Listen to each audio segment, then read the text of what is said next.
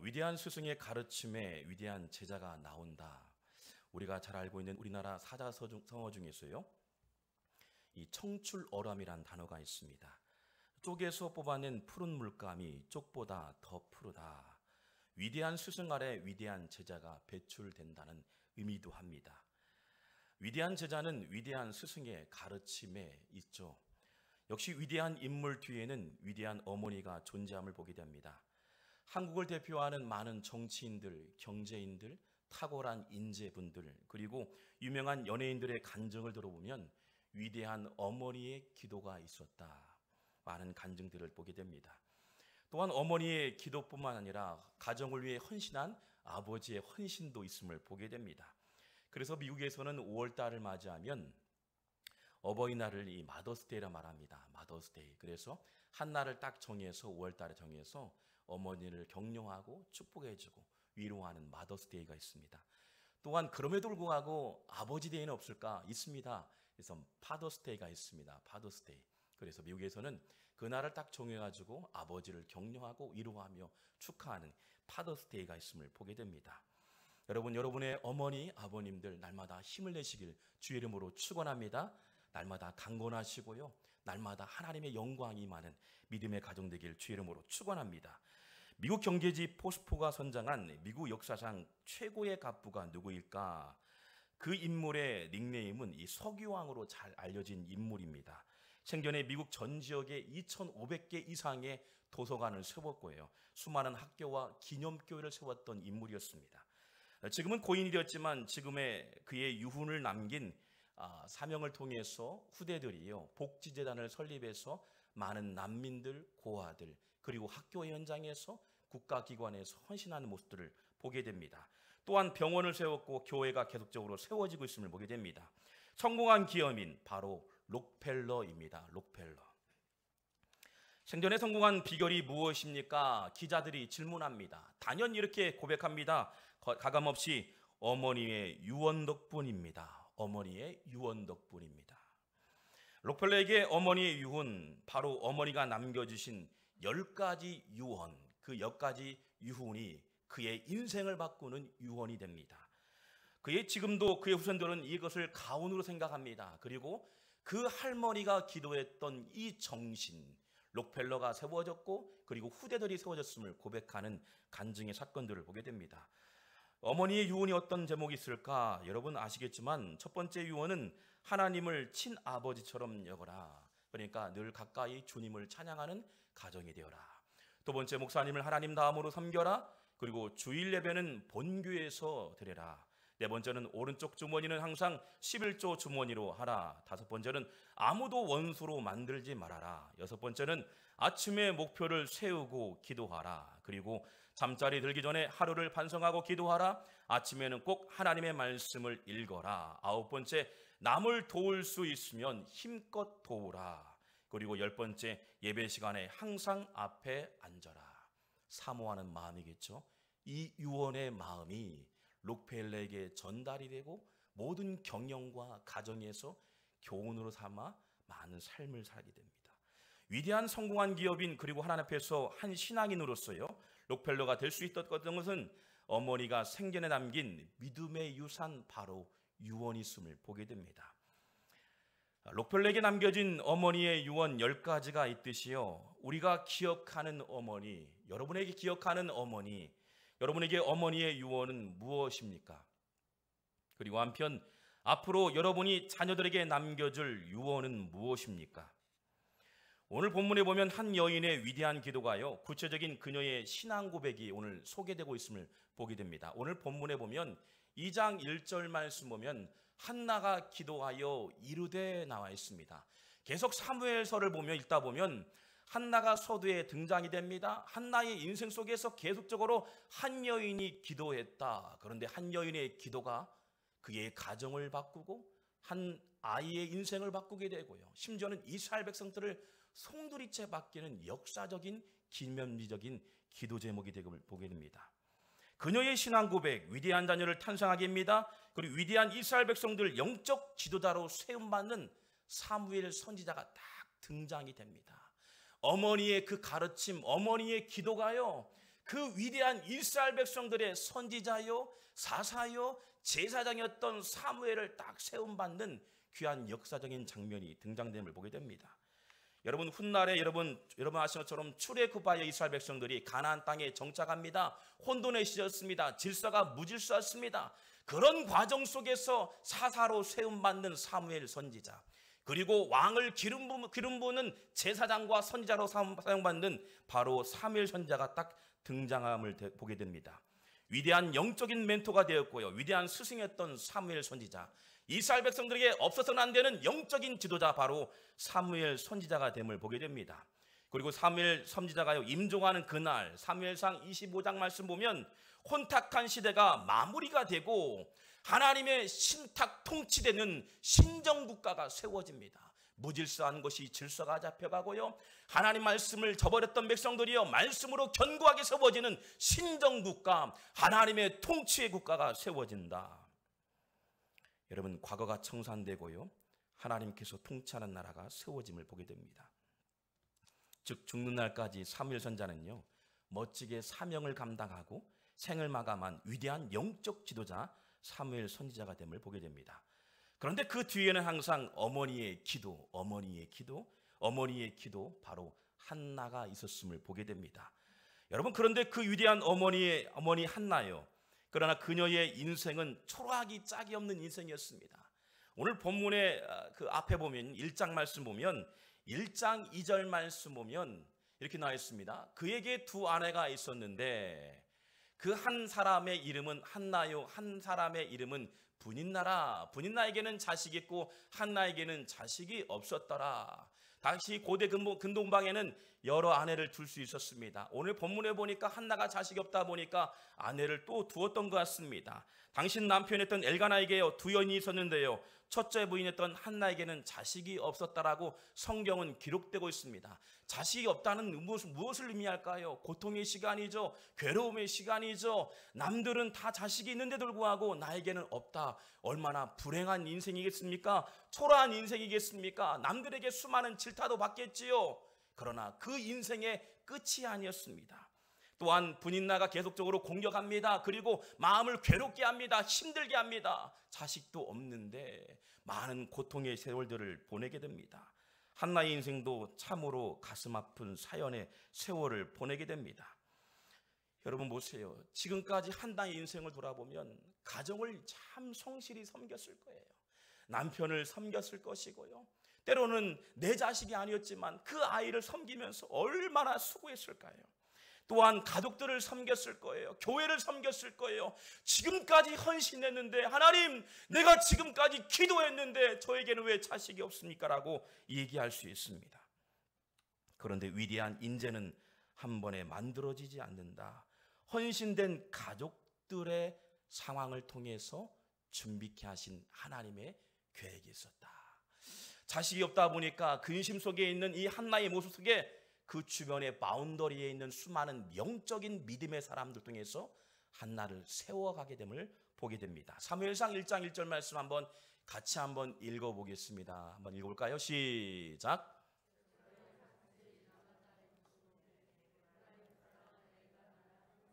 썼으니 그는 여로보암의 아들이요 엘리후의 손자요 도우의 증손이요 숲의 현손이었더라. 아멘. 여러분 보니까 에브라임 산지 라마라고 나와 있어요. 보니까 역대상 6장에 보면요, 남편 엘가나가 제사장이었습니다. 그러니까 한나의 남편은 제사장이었어요. 그 아버지 때도 제사장이었어요.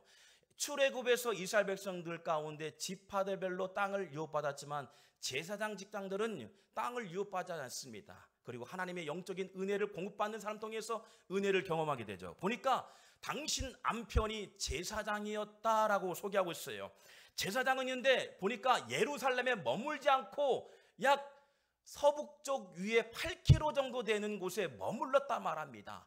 중심에 서 있지 않는 제사장, 보니까 초라한 가정이었던 것 같아요. 제사장은 제사장이 있는데 아웃사이드 같은 제사장, 중심의 역할에 서지 않았던 제사장이었음을 소개됩니다.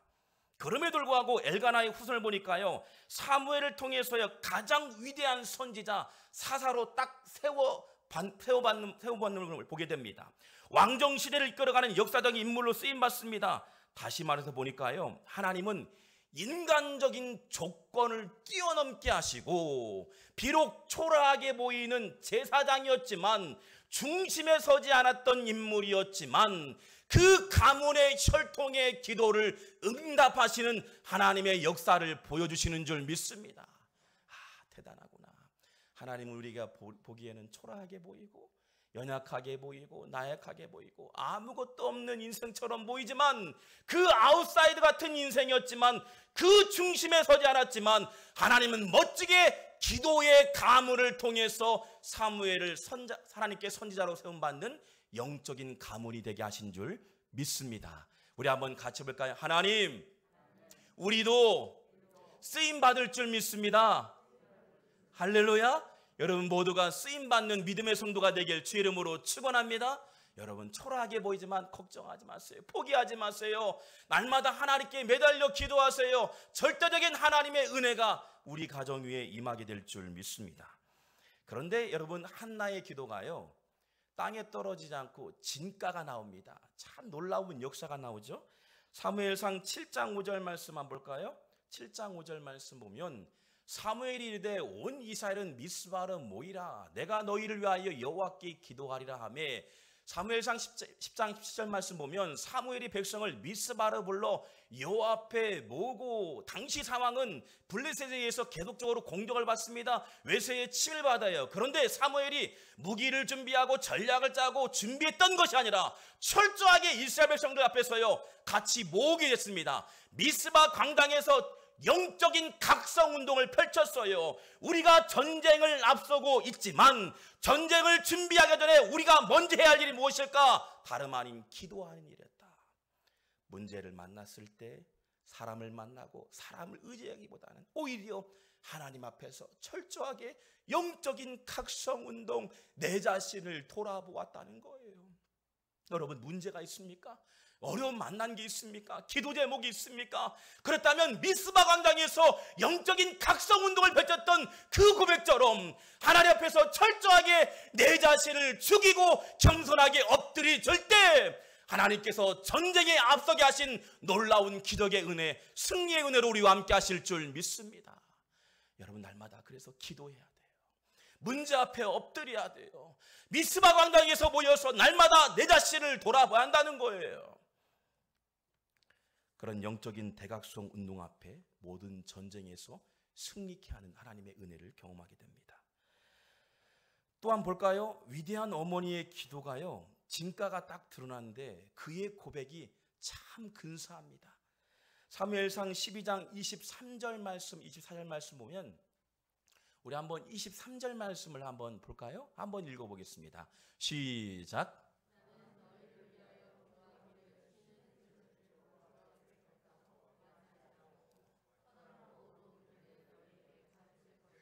아멘. 그가 서 있는 모든 리더십의 현장 가운데는 계속적으로 기도하는 일, 어머니가 기도했듯이, 문제 앞에 기도했듯이요, 그 자녀의 신앙의 유산이 고스란히 나갔던 거예요. 그러게 사무엘은 어땠습니까? 어머니의 기도의 정신이요 자녀에게도 흘러가게 되는 거예요. 그 능력의 현장이요 놀라운 역사가 일어나게 되는 겁니다. 계속적으로 백성들 향해서요 기도하기는 걸 멈추지 마라. 민족의 위기 가운데, 전쟁의 위기 가운데 엄습하는 문제 앞에서 기도하는 죄를 범치 말라고 당부했던 사무엘 선지자의 고백. 대단하죠. 그리고 전쟁에서 승리를 경험합니다. 그런데 이 한나의 운명을 바꾸고 사무엘의 운명을 바꿨던 이 한나의 기도가 오늘 본문의 말씀이 있는데요, 우리 한번 1장 11절 말씀 한번 볼까요? 1장 11절 말씀 한번 보겠습니다. 우리 한번 읽어보겠습니다. 시작. 종을 고통을 돌아보시고 나를 기억하사 주의 여종을 잊지 아니하시고 주의 여종에게 아들을 두시면 내가 그의 평생에 그를 여호와께 드리고 삭도를 그의 머리에 대지 아니하겠나이다. 여러분, 기도하면서 그 전에는요 가치관이 전에는 달랐습니다. 인간적인 마음으로 자녀를 원했죠. 나의 마음의 슬픔 가운데 자녀를 얻기를 원했던 마음이었습니다. 그런데 1장 12절부터는요 바뀌게 됩니다. 그의 기도 제목이 바뀌면서요 그의 가정이 바뀌고 가치관이 바뀌고 삶의 방향이 바뀌고요 그 바뀌었던 인생이요 자녀가 바뀌어요. 자녀가 바뀌면서 그의 가치관이 자녀에 흘러가고 자녀가요 이스라엘 백성들을 통치하면서 가치관이 바뀌게 되는 가장 중점적인 말씀이 이 말씀이었던 거예요. 보니까 한나가요 서원하여 이르되 만군의 여호와여 주의 여종의 고통을 돌아보시고 나를 기억하사. 여러분 보니까요 서원했다는 단어가 나옵니다.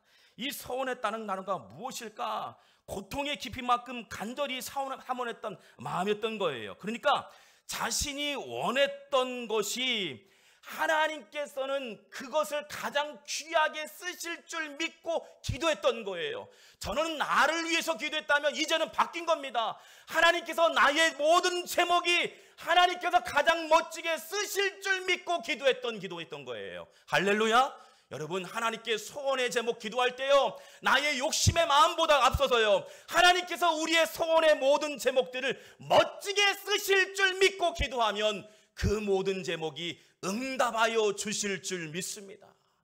할렐루야. 아멘.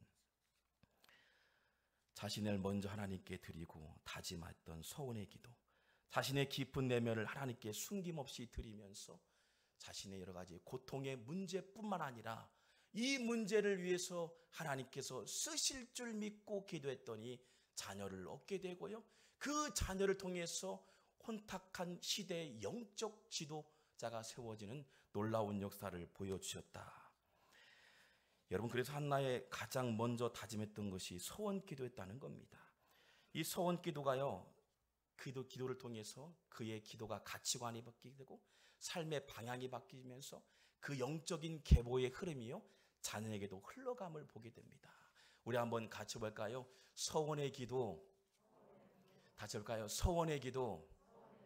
아멘. 사무엘을 얻게 하신 건요 한나의 간절한 소원의 마음도 중요하지만 더 중요했던 것은 모든 생명의 주권이 하나님께 있다. 그리고 미리 서원한 제목을 응답하신 것을 보여주셨던 거예요. 그녀에게 큰 깨달음을 경험합니다. 기도 제목이 받게 됩니다. 이제는 인간적인 방법에서요 하나님이 가장 기뻐하실 일이 무엇일까? 이 자녀를 하나님이 가장 기뻐하실 일이 뭘까? 해서 이 아이를 위해서 삭대를 대저 아니하고 기도했던 어머니의 기도가 됩니다. 우리 한번 사무엘상 2장 1절 말씀 한번 볼까요? 그의 기도를 한번 다시 한번 보겠습니다. 본문 말씀 2장 1절 말씀 다시 한번 읽어보겠습니다. 시작.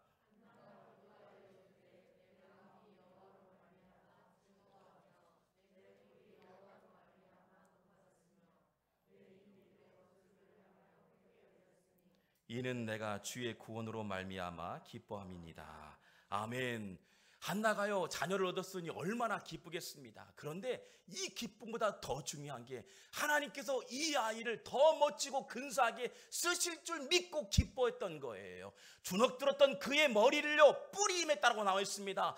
여러 가지 고통의 마음 속에서요 감사의 마음으로 바뀌게 됩니다. 삶의 방향이 바뀌게 되는 거예요. 입술의 고백이요 긍정적인 기도 제목으로 바뀌게 되는 놀라운 은혜를 경험하게 된다.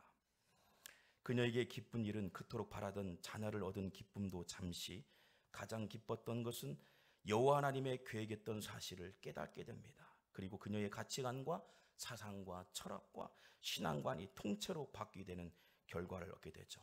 인본주의의 신앙에서 이제는 신본주의의 신앙으로 바뀌게 돼요.